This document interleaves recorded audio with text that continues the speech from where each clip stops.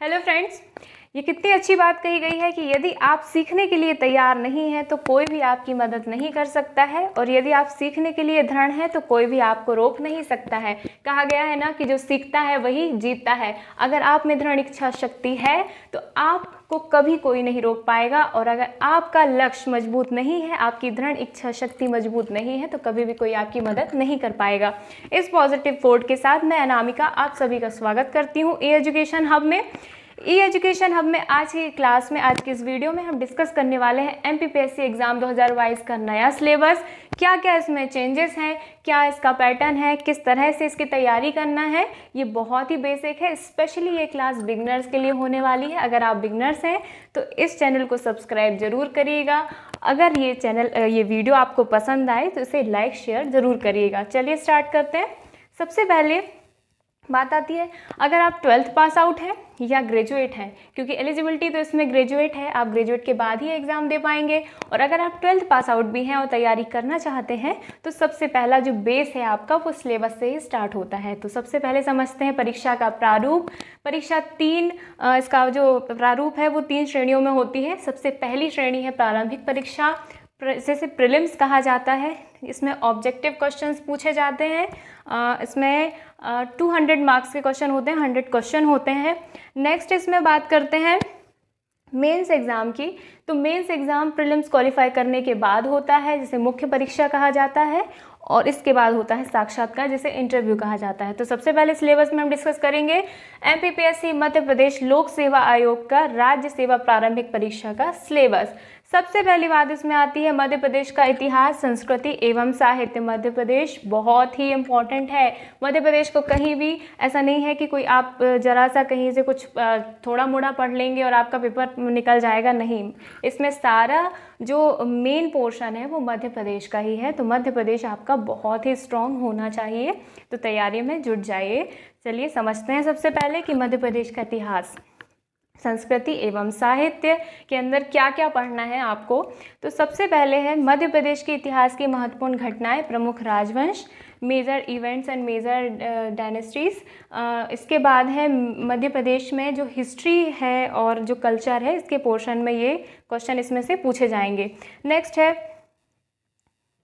स्वतंत्रता आंदोलन में मध्य प्रदेश का योगदान, contribution of Madhya Pradesh, freedom movement में क्या क्या इसका कॉन्ट्रीब्यूशन था, तो इसे आपको पढ़ना है।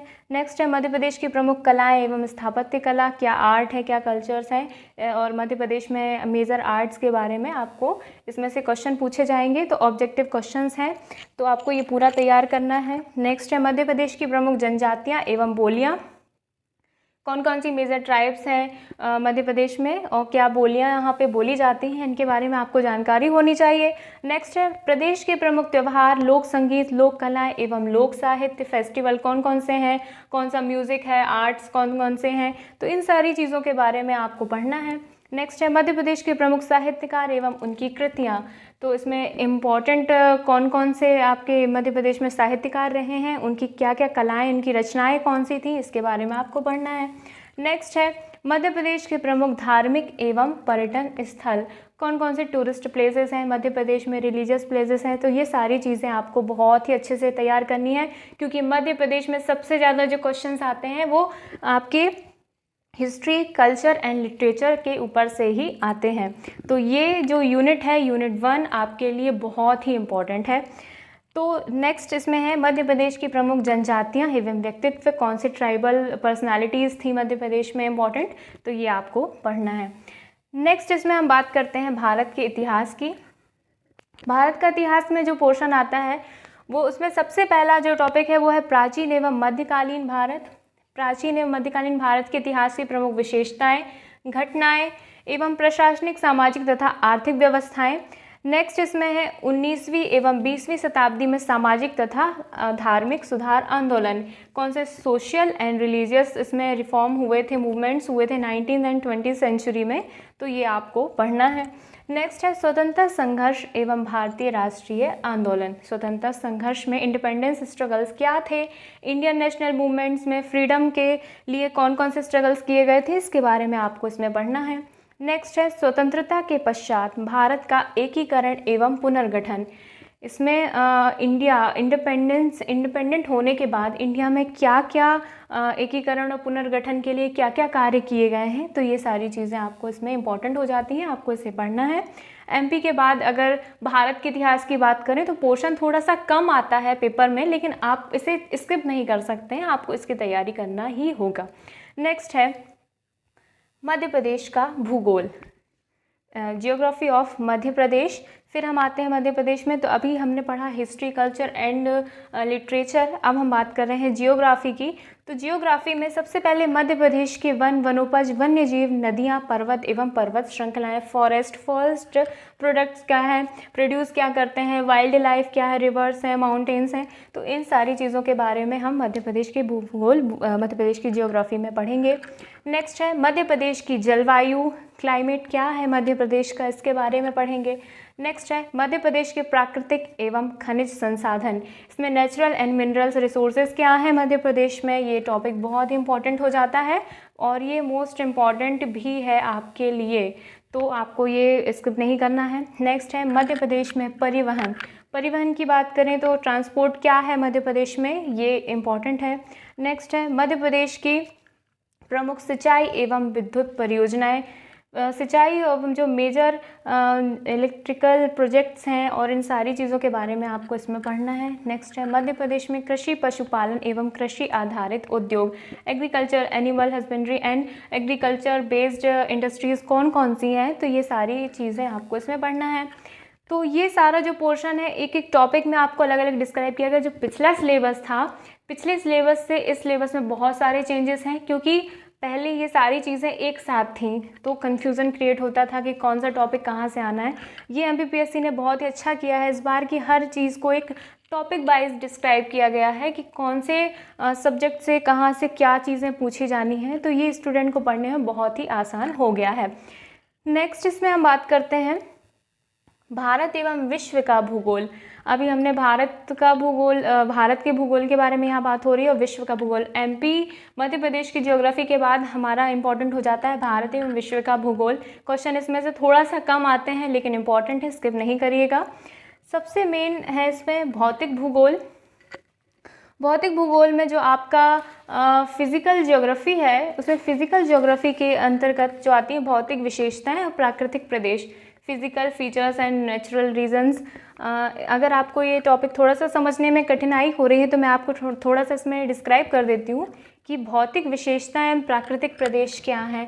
कि भारत का जैसे अगर हम मैप देखते हैं, भारत के मैप में कौन कौन से हमारे मतलब भारत से, इंडिया से कौन कौन सी नेबर्स कंट्रीज़ हैं, ये बातें हो गई। प्राकृतिक प्रदेश है मतलब जो समुद्र से कौन से एरियाज़ जुड़े हुए हैं, कौन सी बॉर्डर कहाँ लगती है, कौन कौन से स्टेट हमारे जो भारत में हैं, तो इस तरह से कुछ क्वेश्चंस इसमें पूछे जाते हैं। नेक्स्ट हम बात करेंगे प्राकृतिक संसाधन की। तो वन, खनिज संपदा, जल, कृषि, वन्य जीव, राष्ट्रीय उद्यान और अभ्यारण्य, सफारी, ये सारी चीज़ें जैसे टॉपिक वाइज अलग अलग दिए गए हैं, बिल्कुल ऐसे ही इनको आपको तैयार करना है और ऐसे ही इससे सीधे डायरेक्ट जो क्वेश्चन है आता है। तो प्राकृतिक संसाधन, नेचुरल रिसोर्सेज जो हैं, फॉरेस्ट है, मिनरल्स है, रिसोर्सेज हैं, वाटर है, एग्रीकल्चर है, वाइल्ड लाइफ, नेशनल पार्क्स हैं, तो ये सारी चीज़ें आपके लिए इम्पोर्टेंट हो जाती हैं। नेक्स्ट हम बात करते हैं सामाजिक भूगोल की। सामाजिक भूगोल की अगर हम बात करें, सोशल जियोग्राफी के अंतर्गत क्या आता है कि जनसंख्या संबंधी जननांकिकी, जैसे population related demography, population growth है, एज है, लिटरेसी है, तो ये सारी चीज़ें इसमें पूछी जाएंगी। नेक्स्ट है आर्थिक भूगोल, प्राकृतिक एवं मानवीय संसाधन, उद्योग, यातायात के साधन। तो आर्थिक भूगोल जो आपका इकोनॉमिक जियोग्राफी है, इसमें नेचुरल एंड ह्यूमन रिसोर्सेज पूछे जाएंगे, इंडस्ट्रीज़ हैं, ट्रांसपोर्ट है। तो जैसे क्वेश्चन बनते हैं ना कि कौन सा इंडस्ट्री किस समय कब बना, कैसे बना, और इस तरह से ये क्वेश्चन इसमें बनते हैं। नेक्स्ट है विश्व के महाद्वीप, देश, महासागर, नदियाँ, पर्वत, ये विश्व में, मतलब आपके वर्ल्ड के उसमें संदर्भ में ये सारी चीज़ें पूछी जाएंगी विश्व के संदर्भ में। तो आपको ये सारी चीज़ें पढ़नी है कि कौन कौन सी कंट्रीज़ कहाँ पे किससे टच होती है, किस देश से किसकी बॉर्डर लगती है। जैसे महाद्वीपों के बारे में बात हो रही है, एशिया, अफ्रीका, आपका ऑस्ट्रेलिया, तो ये सारे ओशंस के बारे में, रिवर्स के बारे में। तो ये आपको थोड़ा सा वर्ल्ड ज्योग्राफी पढ़नी है, एकदम डिटेलिंग में नहीं जाना है, क्योंकि इसमें फैक्ट के कुछ रेयर ही क्वेश्चंस आते हैं। एक शॉर्ट पोर्शन है, मेन वेटेज आपका मध्य प्रदेश का ही है। नेक्स्ट है विश्व की प्राकृतिक संसाधन, परंपरागत एवं गैर परंपरागत ऊर्जा स्रोत। ये जो सारी चीज़ें हैं, आपका नेचुरल रिसोर्सेज ऑफ वर्ल्ड, आपका नॉन कन्वेंट, आपका जो एनर्जीज़ के बारे में हो रही हैं, तो ये सारी चीज़ें इसमें पूछी जाएंगी। नेक्स्ट बात करते हैं हम, आपका जो 5th नंबर पे है, आपकी जो 5वीं यूनिट है, इसमें है राज्य की संवैधानिक व्यवस्था। राज्य की संवैधानिक व्यवस्था मतलब constitutional system of Madhya Pradesh. Madhya Pradesh मतलब मध्य प्रदेश का नाम आता है, मतलब ये आपके लिए मोस्ट इम्पॉर्टेंट है, क्योंकि एमपी का नाम आ रहा है तो ये मोस्ट इम्पॉर्टेंट हो जाता है। तो इसलिए आपको ये बहुत अच्छे से तैयार करना है कि मध्य प्रदेश की संवैधानिक व्यवस्था, जिसमें आपसे पूछा जाएगा कि राज्यपाल, मंत्रिमंडल, विधानसभा, न्यायालय, इन सभी के बारे में आपसे क्वेश्चंस बनेंगे, तो ये डिटेल में तैयार करना है। नेक्स्ट है मध्य प्रदेश में त्रिस्तरीय पंचायती राज एवं नगरीय प्रशासन व्यवस्था, 3 tier system and Panchayati Raj urban administration Madhya Pradesh के बारे में आपको सारी जानकारियाँ होनी चाहिए। नेक्स्ट आता है राज्य की अर्थव्यवस्था, economy of Madhya Pradesh.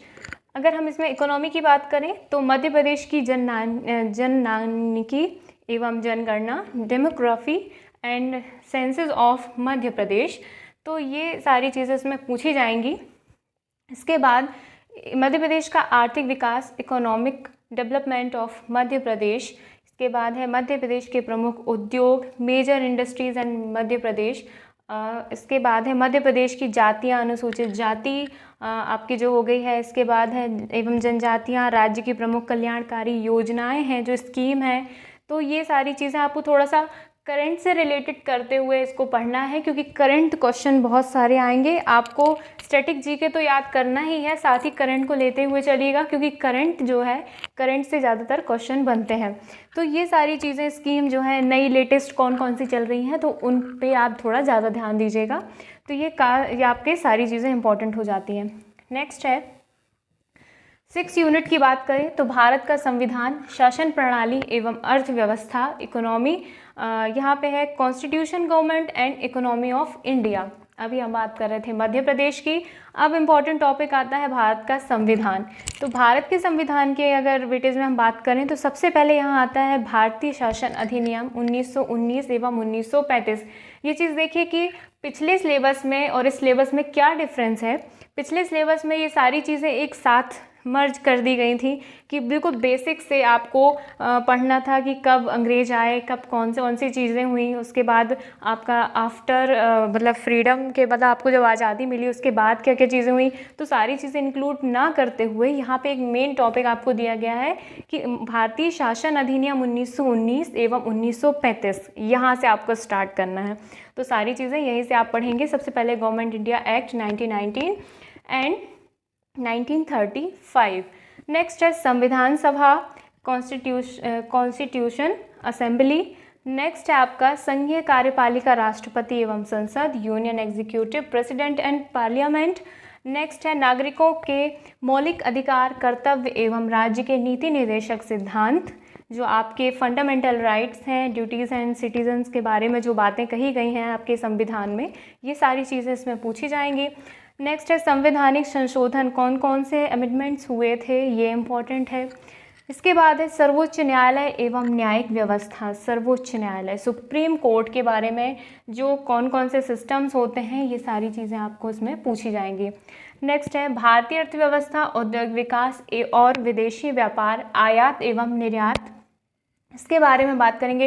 Import export क्या होता है, इंडस्ट्रियल डेवलपमेंट में क्या क्या चीज़ें हैं, फॉरेन ट्रेड है, तो ये सारी चीज़ें आपके लिए इम्पोर्टेंट हो जाती हैं। इसके बाद नेक्स्ट इसमें आता है कि वित्तीय संस्थाएं, जैसे हमारा रिजर्व बैंक है, राष्ट्रीयकृत बैंक कौन से हैं, जैसे कौन कौन से बैंक अभी हाल ही में जैसे मर्ज हो रहे हैं। तो ये सारी चीज़ें आपको करंट से रिलेट करके पढ़नी है, जो बहुत ही इंपॉर्टेंट हो जाती हैं। सेबी हो गया है, इसके बाद एनएसई है, बैंक गैर बैंकिंग वित्तीय संस्थान है। तो ये सारे फाइनेंशियल इंस्टीट्यूशंस जो हैं इनके बारे में आपको जानकारी होनी चाहिए। नेक्स्ट बात करते हैं हम विज्ञान एवं पर्यावरण की। तो विज्ञान एवं पर्यावरण में जो आपका साइंस एंड आपका टेक्नोलॉजी है, पर्यावरण है, तो इसके बारे में हम सबसे पहले देखेंगे कि विज्ञान के मौलिक सिद्धांत। ये थोड़ा सा यूनिट जो है चेंज हुई है। अब तक जो पहले का सिलेबस था उसमें सिर्फ आपको इकोलॉजी से संबंधित कुछ क्वेश्चंस आ जाते थे, आपका इन्वायरमेंटल क्वेश्चंस होते थे पर्यावरण से रिलेटेड, लेकिन अब इसमें विज्ञान एवं पर्यावरण को इंक्लूड कर दिया गया है और थोड़ा सा इसको टफ कर दिया गया है, क्योंकि आप में सबसे पहले आपको तो तैयार करने हैं विज्ञान के मौलिक सिद्धांत, बेसिक प्रिंसिपल्स ऑफ साइंस, तो ये आपके लिए इम्पॉर्टेंट हो जाता है। नेक्स्ट है भारत के प्रमुख वैज्ञानिक संस्थान एवं उनकी उपलब्धियां, उपग्रह एवं अंतरिक्ष प्रौद्योगिकी, important Indian scientific research institutions हैं, अचीवमेंट्स हैं, सैटेलाइट कौन कौन से हैं, स्पेस टेक्नोलॉजी कौन कौन सी हैं। तो ये सारी चीज़ें आपको एक मेनली टॉपिक में दी गई हैं, तो आपको इसको स्पेशली पढ़ना ही होगा। नेक्स्ट है इसमें पर्यावरण एवं जैव विविधता, इन्वायरमेंटल एंड बायोडाइवर्सिटी। नेक्स्ट है पारिस्थितिकीय तंत्र है, जो इकोलॉजिकल सिस्टम है, इसके बारे में पढ़ना है। पोषण आहार एवं पोषक तत्व है आपका, न्यूट्रिशन, फूड एंड न्यूट्रिशंस कौन कौन से होते हैं, ये सारी चीज़ें पढ़नी है। मानव शरीर में संरचनाएं होती हैं, ह्यूमन बॉडी के बारे में पढ़ना है। तो जो आपका साइंस का पोर्शन है, जैसे आप लूसेंट से भी तैयार अगर कर रहे हैं तो इसमें जो अलग अलग टॉपिक्स दिए गए थे, आप पूरा लूसेंट पढ़ रहे हैं, जैसे कि आपको कहा गया है कि जीव विज्ञान तैयार करना है, आप पूरा लूसेंट पढ़ रहे हैं, नहीं, वैसा आप ना पढ़ते हुए स्पेशली इसमें टॉपिक जो आपको दिया गया है उस टॉपिक पे आपको विशेष रूप से ध्यान देते हुए, सिलेबस को ध्यान देते हुए पढ़ना है। बहुत सारी चीज़ें एक साथ नहीं पढ़नी है, तो ये सिलेबस में बहुत ही अच्छा है। नेक्स्ट है कृषि उत्पाद तकनीक। कृषि उत्पाद तकनीक जो है एग्रीकल्चर प्रोडक्ट टेक्नोलॉजी कौन कौन सी है, तो ये टेक्नोलॉजी के बारे में पढ़नी है। खाद्य प्रसंस्करण है, जो फूड प्रोसेसिंग क्या होती है, इसके बारे में पढ़ना है। स्वास्थ्य नीति एवं स्वास्थ्य कार्यक्रम, हेल्थ पॉलिसीज़ एंड प्रोग्राम कौन कौन से आते हैं, इसमें योजनाएं आती हैं। नेक्स्ट है प्रदूषण, प्राकृतिक आपदाएं एवं प्रबंधन, पॉल्यूशन, नेचुरल डिजास्टर्स हैं, मैनेजमेंट क्या क्या है, तो ये सारी चीज़ें इसमें इंपॉर्टेंट हो जाती हैं। नेक्स्ट हम बात करेंगे अंतर्राष्ट्रीय एवं राष्ट्रीय समसामयिक घटनाओं में। जो आपका करंट अफेयर है यूनिट 8 में दिया गया है, current international and national affairs के बारे में।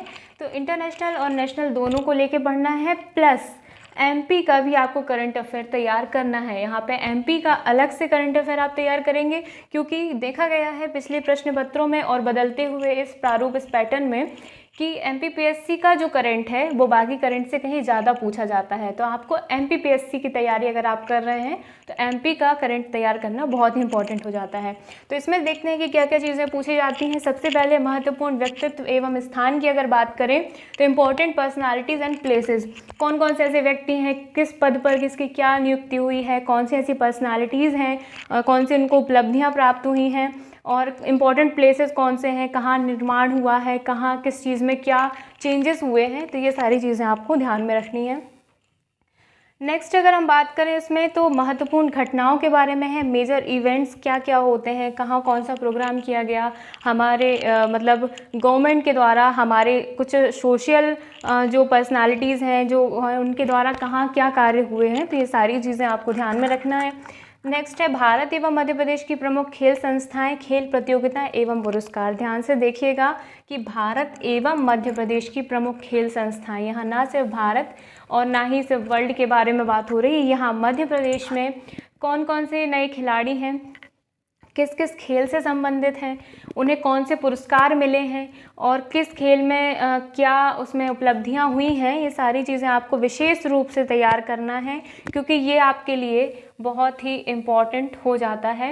ये क्वेश्चन यहाँ से आना एकदम अनिवार्य है, तो ये आप इसे बहुत अच्छे से तैयार करिए, क्योंकि इम्पॉर्टेंट स्पोर्ट्स इंस्टीट्यूट, स्पोर्ट्स आपकी जो कमेटीज़ हैं, ये सारी चीज़ें बहुत इंपॉर्टेंट हैं। नेक्स्ट है सूचना एवं संचार प्रौद्योगिकी, इलेक्ट्रॉनिकी सूचना एवं संचार प्रौद्योगिकी, इसमें यूनिट 9 है, यहाँ थोड़ा सा चेंजेस हुआ है कि आपने जो अभी तक कंप्यूटर का बहुत ही बेसिक क्वेश्चंस पूछे जाते थे, तो चार पांच टॉपिक्स रहते थे, साइबर क्राइम हो गया आपका, हैकर क्रैकर हो गया आपका, थोड़ा सा इंट्रोडक्शन हो गया कंप्यूटर का, ये वो वाला पोर्शन ख़त्म होकर इसे एक पर्टिकुलर यूनिट का रूप दे दिया गया है, क्योंकि ये यूनिट बहुत ही इंपॉर्टेंट हो जाती है, क्योंकि इसमें आपको हर एक टॉपिक को अलग अलग डिस्क्राइब मतलब हर टॉपिक का एक अलग अलग आपको बताया गया है कि आपको इसमें कितनी डिटेल में से तैयार करना है। तो सबसे पहले आता है इलेक्ट्रॉनिकी सूचना एवं संचार प्रौद्योगिकी, electronic information and communication technology, ये आपका पहला टॉपिक हो जाता है इसमें। नेक्स्ट है robotics, artificial intelligence and cyber security. Robotics ये अलग अलग आपको टॉपिक है, रोबोटिक्स, आर्टिफिशियल इंटेलिजेंस और साइबर सिक्योरिटी, ये 3 टॉपिक हो जाते हैं इसमें। नेक्स्ट है e governance. E governance government किस तरह से, जैसे ई बिज़नेस आजकल चल रहा है, बहुत ही ज़्यादा है, ऑनलाइन मार्केटिंग हो रही है, ऑनलाइन सारे काम हो रहे हैं, एक डिजिटल इंडिया का जो कॉन्सेप्ट है, सारी चीज़ें हैं, तो वो ई गवर्नेंस के अंतर्गत आपको इसमें तैयार करना है।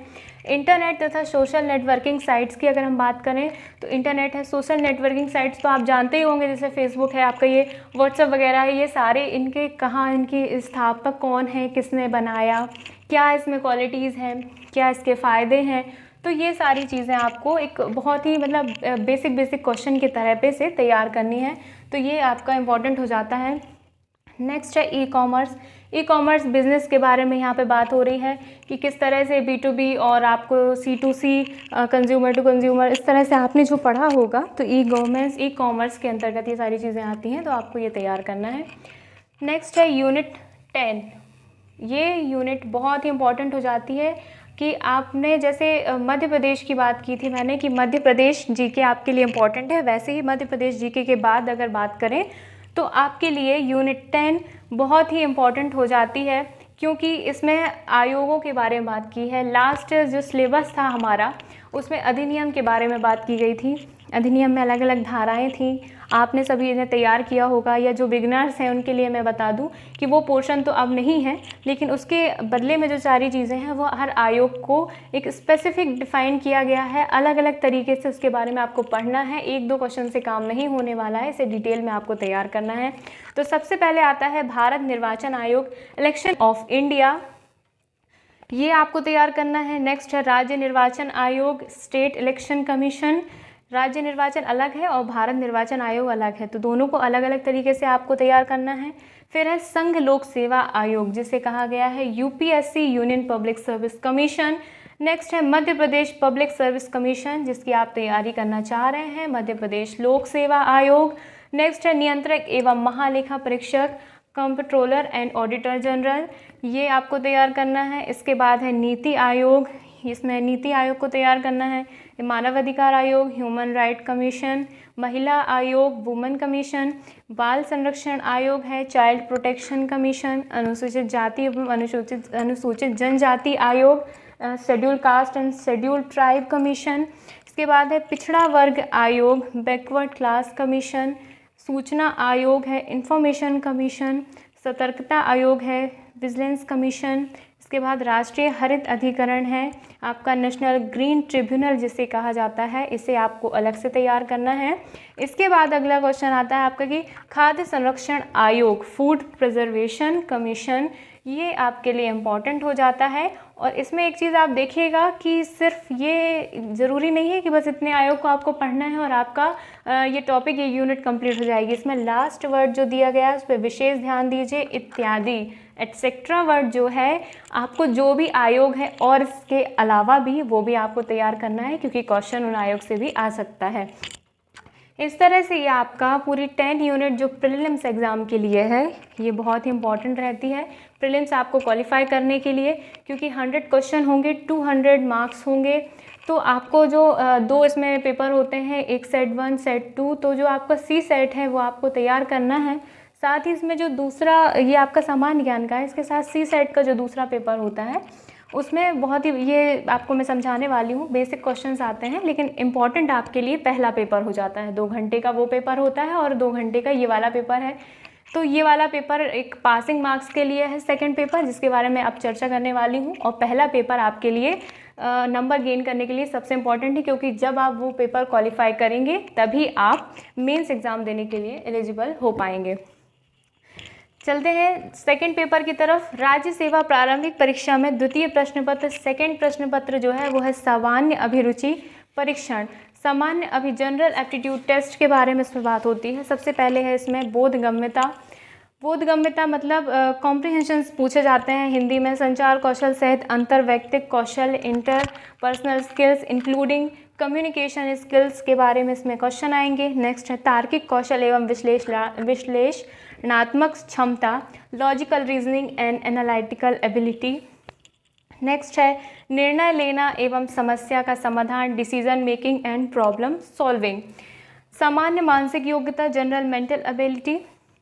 आधारभूत संख्यन में जैसे आपके 10th क्लास का जो है, 10th क्लास के स्टैंडर्ड का ही आपसे इसमें क्वेश्चन पूछे जाएंगे। ज़्यादा हाई क्वेश्चंस इसमें नहीं होते हैं, क्योंकि इसमें पासिंग मार्क्स ही आपको लेके आना है। लेकिन फॉरेस्ट एग्ज़ाम जो देना चाह रहे हैं उनके लिए ये पेपर बहुत ही इंपॉर्टेंट हो जाता है। लेकिन जो सिर्फ आपका MPPSC प्रीलिम्स दे रहे हैं, सिर्फ राज्य सेवा की परीक्षा दे रहे हैं, तो वो उनके लिए ये सिर्फ क्वालिफाइंग है। बाकी इसमें पासिंग मार्क्स से ज़्यादा आपको नंबर लाने की ज़रूरत नहीं है, और पहला पेपर बस आपके लिए इम्पॉर्टेंट हो जाता है। तो नेक्स्ट इसमें हिंदी भाषा में बोधगम्यता कौशल, जो भी 10th क्लास के स्टैंडर्ड का है। तो ये सारी चीज़ें जो हैं आपको 10th स्टैंडर्ड के अकॉर्डिंग ही पूछी जाएंगी। तो ये आपका सेकंड पेपर है। अगर आपको इन सारी चीज़ों में कोई भी डाउट है तो आप मुझे कमेंट करके ज़रूर बता सकते हैं। नेक्स्ट हम अपना स्टार्ट करने वाले हैं MPPSC मेंस का सिलेबस। मेंस की बात करें तो सबसे पहले यहाँ पे आता है राज्य सेवा मुख्य परीक्षा में। जब आप प्रीलिम्स क्वालिफाई करते हैं, आपका एक कट ऑफ आप क्लियर करते हैं, उसके बाद आप मुख्य परीक्षा देने के योग्य हो जाते हैं। और मुख्य परीक्षा देने के लिए आपको किस किस तरीके से उसका पैटर्न जानना ज़रूरी हो जाता है, उसके बारे में हम डिस्कस करते हैं। सबसे पहले है राज्य सेवा मुख्य परीक्षा में 6 प्रश्न पत्र होते हैं। कितने प्रश्न पत्र होंगे? 6 प्रश्न पत्र होंगे। और इन 6 प्रश्न पत्रों के साथ जो पहला प्रश्न है वो सामान्य अध्ययन का पहला है, जिसमें इतिहास और भूगोल दोनों सब्जेक्ट इंक्लूड होंगे। 3 घंटे का समय होगा। 1.5 घंटे आपके इतिहास के लिए होंगे और 1.5 घंटे आपके लिए भूगोल के होंगे। इन 1.5 घंटों में आपको पेपर देना है, और दोनों को मिला के टोटल 3 घंटे आपको दिए जाएंगे। प्रश्न पत्र, एक ही प्रश्न पत्र में 2 पोर्शन होंगे, जिसे सामान्य अध्ययन फर्स्ट, GS फर्स्ट का ये पेपर कहा जाता है, जिसमें 2 सब्जेक्ट होते हैं, इतिहास और भूगोल।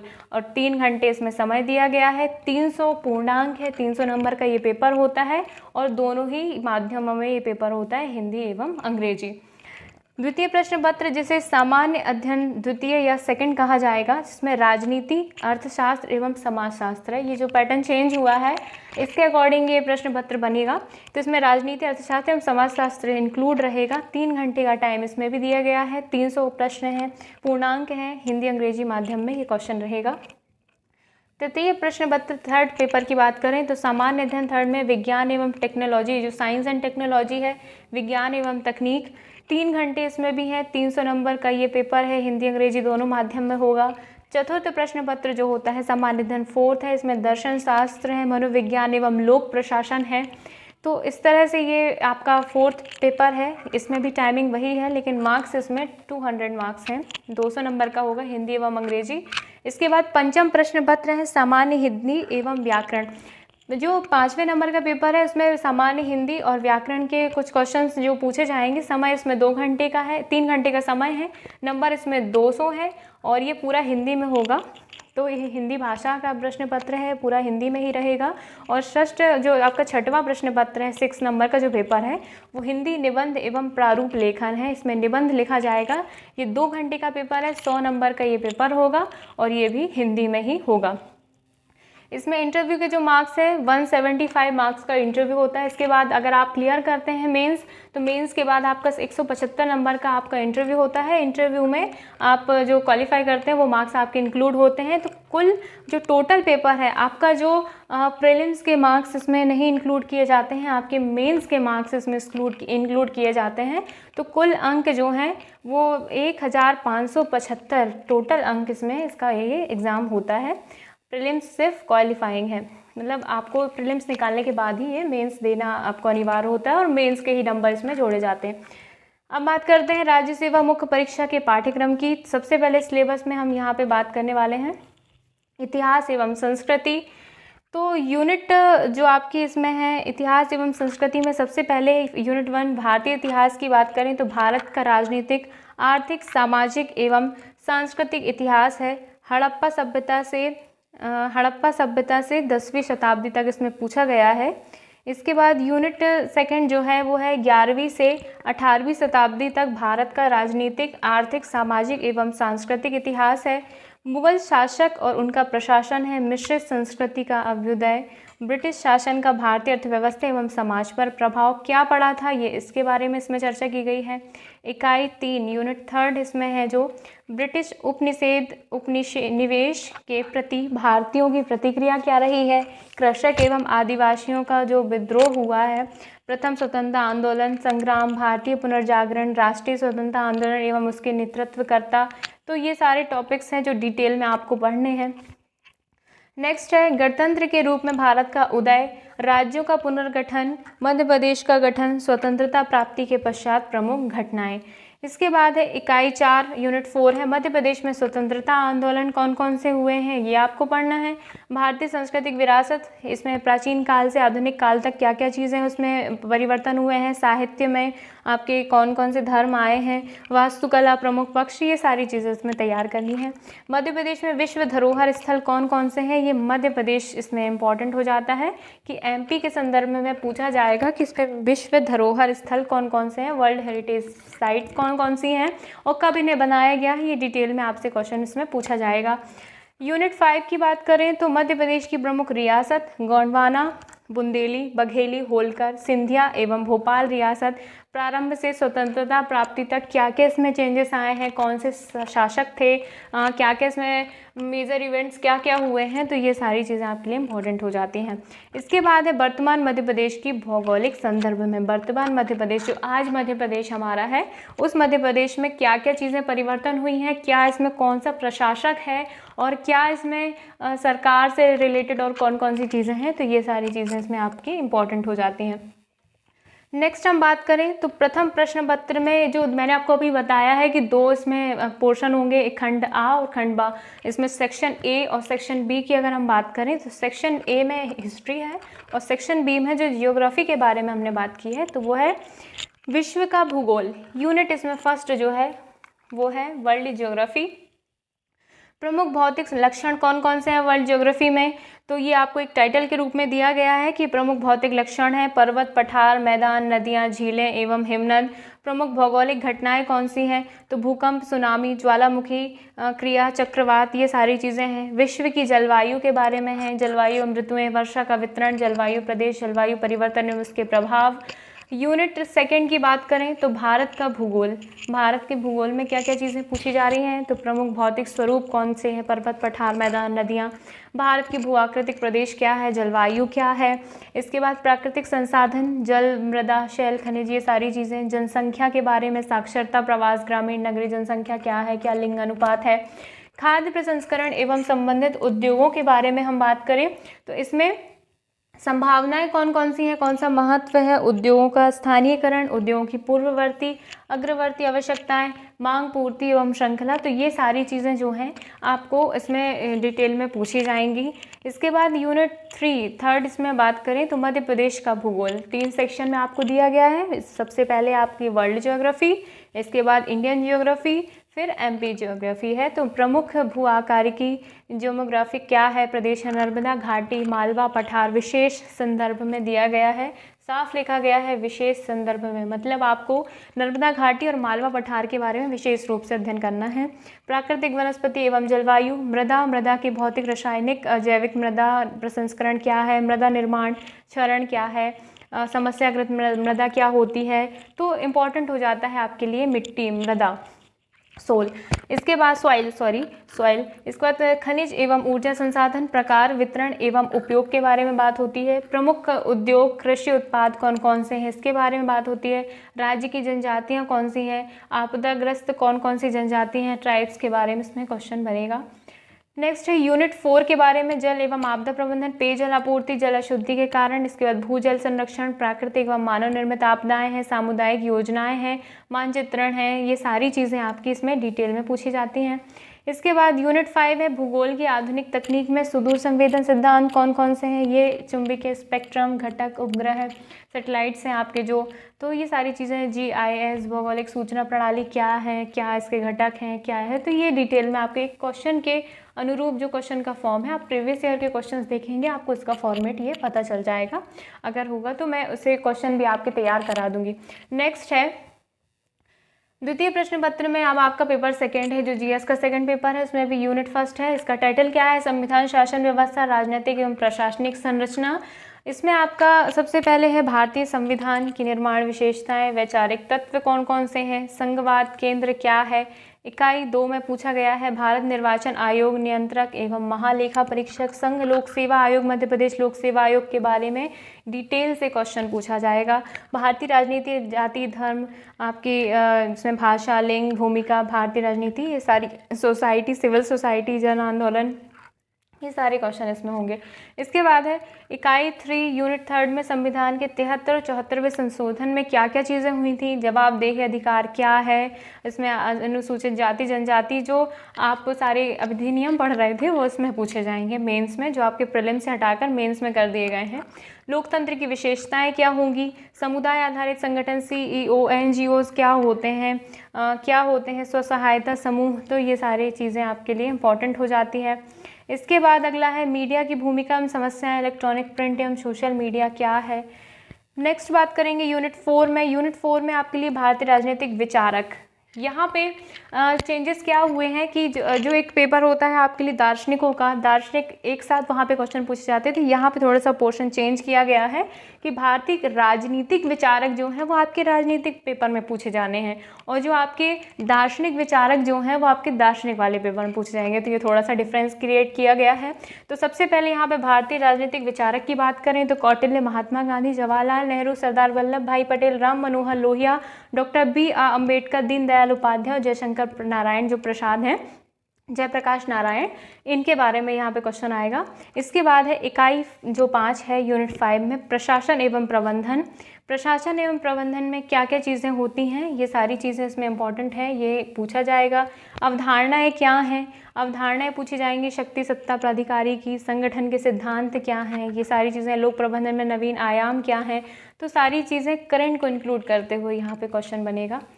नेक्स्ट है यहाँ पे सेकंड का, इसका सेकंड सेक्शन जो है, सेकंड पेपर का सेकंड सेक्शन अर्थशास्त्र एवं समाजशास्त्र जो है। तो अर्थशास्त्र एवं समाजशास्त्र में यूनिट फर्स्ट जो है, इसमें भारत में कृषि, उद्योग, सेवा क्षेत्र है। भारत राष्ट्रीय आय है, राष्ट्रीय आय की गणना, भारतीय रिजर्व बैंक, व्यापारिक बैंकों के बारे में है। अच्छी कर प्रणाली की विशेषताएं, प्रत्यक्ष अप्रत्यक्ष कर है, सब्सिडी है। इसके बाद राजकोषीय नीति है, लोक वितरण प्रणाली है, भारतीय अर्थव्यवस्था कि वर्तमान प्रवृत्तियों एवं चुनौतियों के बारे में पूछा जाना है। बेरोजगारी एवं क्षेत्रीय संतुलन है, भारत का अंतर्राष्ट्रीय व्यापार एवं भुगतान संतुलन, विदेशी पूंजी की भूमिका, बहुराष्ट्रीय कंपनियां, ये सारी चीज़ें इसमें डिटेल में पूछी जानी है। इसके बाद है मध्य प्रदेश के संदर्भ में अर्थशास्त्र में क्या पूछा जाना है, तो प्रमुख फसलें हैं, कृषि, जोत फसल, फसल के उत्पादन से लेते संबंधित है, कृषि के तरीके, उद्यानिकी, मुर्गी पालन, तो ये सारी चीज़ें इसमें डिटेल में पूछी जाएंगी। कृषि की कल्याणकारी योजनाएं, सेवा क्षेत्र का योगदान, मध्य प्रदेश का आधारभूत ढांचा एवं संसाधन, मध्य प्रदेश की जनसांख्यिकी जो आपका सेंसस है, वो सारी चीज़ें। औद्योगिक क्षेत्र है, समृद्धि, प्रवृत्तियां हैं, चुनौतियां हैं। कुशल मानव संसाधन की उपलब्धता, मानव संसाधन नियोजन एवं उत्पादकता, रोजगार के विभिन्न चलन, ट्रेंड्स क्या क्या हैं। तो कुछ करंट और वही मर्ज करके आपका स्ट्रेटेजी के इसमें क्वेश्चन तैयार होते हैं। नेक्स्ट है यूनिट 3 जो है, इसमें मानव संसाधन विकास, शिक्षा के क्षेत्र में पूछे जाना है क्वेश्चन। निम्नलिखित वर्गों में से जैसे आपका निशक्त वर्ग है, वृद्धजन है, बालक, महिलाएं, सामाजिक रूप से क्या क्या चीज़ें हो रही हैं, क्या विस्थापित हैं, क्या परियोजनाएं हैं, तो ये सारी चीज़ें इसके संदर्भ में पूछी जाती हैं। इकाई 4 में है सामाजिक समरसता के घटक, सभ्यता, संस्कृति की अवधारणा, भारतीय संस्कृति विशेषताएं, सरकार, ये सारी चीज़ें हैं। सामुदायिक विकास कार्यक्रम के बारे में है आपका, पंचायती राज क्या है, गैर सरकारी संगठन NGOs के बारे में डिटेल है। यूनिट 5 में जनसंख्या और स्वास्थ्य समस्याओं के बारे में पूछा है, परिवार कल्याण कार्यक्रम में क्या क्या चीज़ें होती हैं। मध्य प्रदेश में जनजातीय स्थिति, सामाजिक संरचना, रीति रिवाज, मान्यताएं, विवाह, ये सारी चीज़ें, नातेदारी क्या है। महिला शिक्षा, पारिवारिक स्वास्थ्य, जन्म, समंग, कुपोषण आदि चीज़ों के बारे में इसमें पूछा जाना है। और सबसे इम्पॉर्टेंट टॉपिक है विश्व स्वास्थ्य संगठन, उद्देश्य, संरचना एवं कार्यक्रम। तो ये आपके लिए अगर अलग से इस टॉपिक को मेंशन किया गया है तो ये आपके लिए इम्पॉर्टेंट हो जाता है। नेक्स्ट है तृतीय प्रश्न पत्र, थर्ड जो आपका क्वेश्चन पेपर है, इसमें इसका टॉपिक है विज्ञान एवं तकनीकी, साइंस एंड टेक्नोलॉजी। इसमें यूनिट फर्स्ट है कार्य, बल एवं ऊर्जा। उसके अंतर्गत जो सारी चीज़ें आती हैं, गुरुत्वाकर्षण, घर्षण, वायुमंडलीय दबाव, तो ये सारी चीज़ें माप दैनिक जीवन के उदाहरण हैं। इसके बाद गति, वेग, त्वरण, ध्वनि के अंतर्गत क्या क्या आता है, शोर, संगीत, श्रव्य माध्यम, ये सारी चीज़ें। विद्युत में विभिन्न प्रकार के सेल, परिपथ हैं। चुंबक में गुण, कृत्रिम चुंबक हैं, प्रकाश, परावर्तन, अपवर्तन, दर्पण, ऊष्मा, ताप मापन, थर्मामीटर, ऊष्मा, ये सारी चीज़ इसमें क्वेश्चन बनेगा। यूनिट सेकंड में है तत्व, यौगिक एवं मिश्रण की बात की गई है, तो इनकी परिभाषा, इनके गुण, उपलब्धता, पदार्थ एवं धातु या धातुओं के बारे में है। परमाणु, परमाणु संरचनाएं हैं, अम्ल, क्षार, लवण, भौतिक एवं रासायनिक परिवर्तन, दैनिक जीवन में रसायन। यूनिट थर्ड में है सूक्ष्म जीव एवं जैविक कृषि, कोशिका संरचना, कार्य, जंतु एवं पौधों का वर्गीकरण। इसके बाद जीवों में श्वसन, पशुओं और पौधों में परिसंचरण, पशुओं और पौधों में प्रजनन, स्वास्थ्य, स्वच्छता एवं बीमारियां, ये आपका यूनिट थर्ड है। यूनिट फोर्थ की बात करें तो कंप्यूटर के प्रकार, विशेषताएं, जैसा कि कहा गया है साइंस एंड टेक्नोलॉजी, पेपर का नाम ही है, तो टेक्नोलॉजी यूनिट 4 में है। कंप्यूटर के प्रकार हैं, क्या है, पीढ़ी, जनरेशन के बारे में है, memory, input, output, memories, devices, storage, software, hardware, ये सारी चीज़ें इसमें इंपॉर्टेंट है। कंप्यूटर की भाषाएं कौन सी है, कंपाइलर, ट्रांसलेटर, इंटरप्रेटर, असेंबलर, ये सारी चीज़ें। Internet, email, social media, e governance, विभिन्न उपयोगी पोर्टल एवं साइट को वेब पेजेस क्या होते हैं, ये क्वेश्चन इससे बनेंगे। यूनिट 5 इसमें है संख्या एवं प्रकार, इकाई मापन, थोड़ा सा मैथमेटिक्स का पोर्शन है इसमें, तो इसमें लाभ, हानि, प्रतिशत, साधारण, चक्रवृद्धि, ब्याज, अनुपात, समानुपात, आपका थोड़ा सांख्यिकी के है, प्रायिकता, केंद्रीय प्रवृत्ति है, बहुलक है, माध्यमाधिका, तो ये सारा 10th स्टैंडर्ड में जो आपने पढ़ा हुआ है उससे रिलेट करते हुए सारे क्वेश्चंस बनते हैं, वही है। इसके बाद इकाई 6 में जो इकाई यूनिट 6 है आपकी, उसमें है संक्रामक रोग एवं उनकी रोकथाम, राष्ट्रीय टीकाकरण कार्यक्रम, आयुष मंत्रालय, आप सभी नाम सुना होगा। आयुष मंत्रालय से संबंधित क्या क्या चीज़ें, आयुर्वेद, योग, यूनानी, सिद्धा, होम्योपैथी चिकित्सा पद्धतियों की जानकारियाँ क्या क्या है, तो ये सब इसमें इंपॉर्टेंट हो जाता है। इसके बाद है केंद्र एवं राज्य शासन की महत्वपूर्ण स्वास्थ्य संबंधी कल्याणकारी योजनाएं, केंद्र एवं राज्य शासन की महत्वपूर्ण स्वास्थ्य संगठन। काफ़ी ये जो है टॉपिक बहुत वेटेज है इसमें, तो आप इन सब चीज़ों को बहुत ही डेप्थ में पढ़ेंगे। इसके बाद है यूनिट 7 में है मानव जीवन पर विकास के प्रभाव, स्वदेशी प्रौद्योगिकी, सीमाएं, रिमोट सेंसिंग, इतिहास, भारत में रिमोट सेंसिंग, भारतीय अंतरिक्ष अनुसंधान संगठन इसरो के बारे में इसमें डिटेल में पूछा गया है। राजा रमन्ना प्रगत प्रौद्योगिकी केंद्र, सतीश धवन अंतरिक्ष केंद्र, अनुसंधान संगठन, विकास संगठन जो आपका है। इसके बाद है भाभा परमाणिक अनुसंधान केंद्र मुंबई, बार्क है आपका, NARL। इसके बाद है LPSI space science data centre Bengaluru, ये हो गया आपका, VSSI हो गया। तो इस तरह से रिलेटेड जो भी संस्थान हैं उन सभी के बारे में इसमें यूनिट में पूछा जाएगा। उपग्रह हैं, जैव प्रौद्योगिकी की परिभाषाएं हैं, स्वास्थ्य चिकित्सा से संबंधित क्वेश्चन है, रोबोटिक हैं, कृत्रिम बुद्धिमत्ता, आर्टिफिशियल इंटेलिजेंस। और इसके बाद आपके विज्ञान प्रौद्योगिकी क्षेत्र में भारतीयों का योगदान कौन था, चंद्रशेखर वेंकट रमन हो गए हैं आपके, हरगोविंद खुराना है, होमी जहांगीर भाभा है, विश्वेश्वरैया श्रीनिवास है। तो ये सभी जो जिनको आपको मैंने बताया था दार्शनिकों का जो पोर्शन था, दार्शनिक से हटाकर थोड़ा सा टेक्नोलॉजी में ऐड करते किया गया है कि इनका क्या योगदान था टेक्नोलॉजी के संदर्भ में। नेक्स्ट है विज्ञान के क्षेत्र में राष्ट्रीय और अंतर्राष्ट्रीय पुरस्कार, ये आपका सीधा सीधा करंट पूछा जा रहा है, तो करंट का विशेष इसमें है, तो आप इसे ध्यान रखिएगा। नेक्स्ट है यूनिट 8 की बात करें, ऊर्जा के पारंपरिक गैर पारंपरिक स्रोत हैं, ऊर्जा दक्षता प्रबंधन, एकीकरण, परिचालन है, ऊर्जा रणनीतियां हैं, ऊर्जा के वैकल्पिक स्रोत, वर्तमान और भविष्य के लिए क्या संभावनाएं हैं, तो ये सारी चीज़ें पूछी जाएंगी।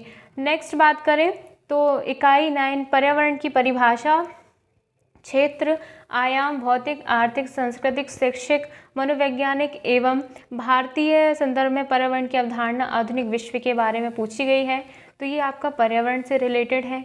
मानव गतिविधियों का पर्यावरण पर क्या प्रभाव पड़ता है, इसके बाद पर्यावरण से संबंधित समस्याएं, चुनौतियां क्या क्या होती हैं, पर्यावरण में क्या योगदान है, पर्यावरण अनुकूलन और प्रौद्योगिकी, ऊर्जा का संरक्षण क्यों जरूरी है, तो ये सारी चीज़ें इसमें पूछी जाएंगी। यूनिट 10 की बात करें तो भूगर्भशास्त्र की परिभाषा, महत्व, पृथ्वी, भूपटपटी, और ये आपका जो भी एक मतलब इंटरनल है, जो धरती के अंदर जो भी सारी चीज़ें हैं, तो भूमिगत जल, प्राकृतिक कोयला, जो रिसोर्सेज हैं, तो सारी चीज़ों के बारे में आपसे पूछा जाएगा।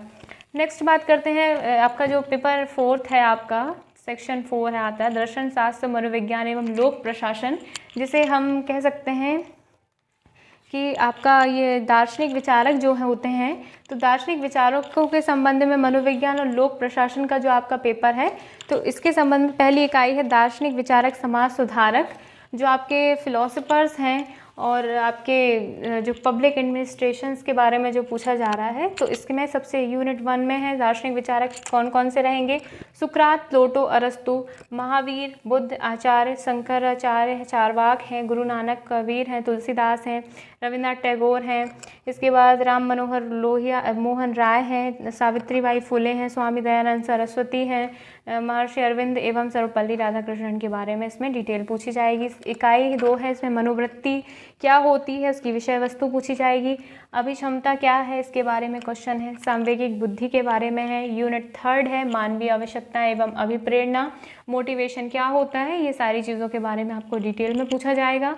इसके बाद है यूनिट 4 है भ्रष्टाचार, करप्शन के बारे में आपको डिटेल में इसमें सारे क्वेश्चंस बनेंगे।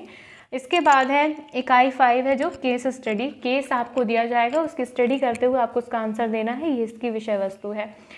इसके बाद अगला पेपर है आपका पंचम प्रश्न पत्र, जो सामान्य हिंदी व्याकरण में होता है, 200 नंबर का ये पेपर है। इसमें आपको लघु उत्तरीय प्रश्न पूछे जाएंगे, जिसमें अलंकार, शब्द अलंकार, अनुप्रास, यमक, श्लेष, ये सारे अलंकारों के बारे में है। अनुवाद करना है आपको हिंदी से अंग्रेजी और अंग्रेजी से हिंदी में। इसके बाद संधि, समास, विराम चिन्ह है, प्रारंभिक व्याकरण की शब्दावलियाँ हैं, जैसे आपको कुछ हैं प्रशासनिक परिभाषा, मुहावरे, विलोम शब्द, अनेक शब्द हैं, पर्यायवाची शब्द हैं, मानक शब्द हैं, ये सारी चीज़ें हैं। अपठित गद्यांश होगा आपको, पल्लवन है, रेखांकित है, तो ये सभी आपका हिंदी का पोर्शन है, जिसमें 200 नंबर का प्रश्न होगा। और समय आपको इसमें जो है भी 2 घंटे का समय है इसमें। इसके बाद छठवां प्रश्न पत्र आपका निबंध लेखन है। तो निबंध के अलग अलग आपके टॉपिक्स हैं, जैसे प्रथम निबंध में आपको 1000 शब्दों में आपको निबंध लिखना है, जिसमें टॉपिक क्या क्या हो सकते हैं, पर्यावरण है, विज्ञान है, धर्म, अध्यात्म है, शिक्षा है, आधुनिकीकरण, भूमंडलीकरण, उदारीकरण, कृत्रिम बुद्धिमत्ता, परंपरागत खेल, सांस्कृतिक विरासत, सभ्यता, संस्कृति, योग, स्वास्थ्य, ई मार्केटिंग, ई कॉमर्स, नेतृत्व, विकास, सुशासन, नौकरशाही, जनजातीय विकास, राष्ट्रवाद, राष्ट्रीय एकता, सामुदायिक जीवन, सामाजिक सरोकार, नवीकरण, ऊर्जा, सतत विकास, लक्ष्य, मादक पदार्थ का सेवन, दुष्प्रभाव, ये सारे कुछ करंट टॉपिक को इंक्लूड करते हुए इन सभी टॉपिक पे क्वेश्चन आते हैं। द्वितीय निबंध का जो होगा इसमें 25 अंक होंगे। इसमें सामाजिक समस्याएं एवं निदान का पूछा जाएगा, 500 शब्दों में लिखना है। अगला है प्रारूप है, जो इसमें है आपका अर्थशास्त्रीय पत्र परिपत्र लिखना होगा। इसमें विज्ञान आदि विज्ञापन होंगे, आदेश, पाठ्यांकन जो है, पृष्ठांकन है, अनुस्मारक, अधिसूचना है, टिप्पणी वगैरह है। तो ये 25 नंबर का इसमें अंक होंगे। 250 शब्दों में आपको इसमें 250 शब्दों में इसमें लिखना है। तो इस तरह से आपका ये पूरा सिलेबस कंप्लीट होता है, प्रीलिम्स, मेंस और आपका ये आपका MPPSC का जो नया बदलाव है। तो ये मैंने आपको बताया है। आपको ये वीडियो कैसा लगा, इसे एंड तक अगर आपने देखा है और आपको वीडियो पसंद है तो इसे लाइक, शेयर एंड सब्सक्राइब ज़रूर करिएगा। और अगर आपको कोई भी डाउट है तो आप मुझे कमेंट कर सकते हैं। इसके लिए वीडियो को लास्ट तक देखने के लिए बहुत बहुत धन्यवाद।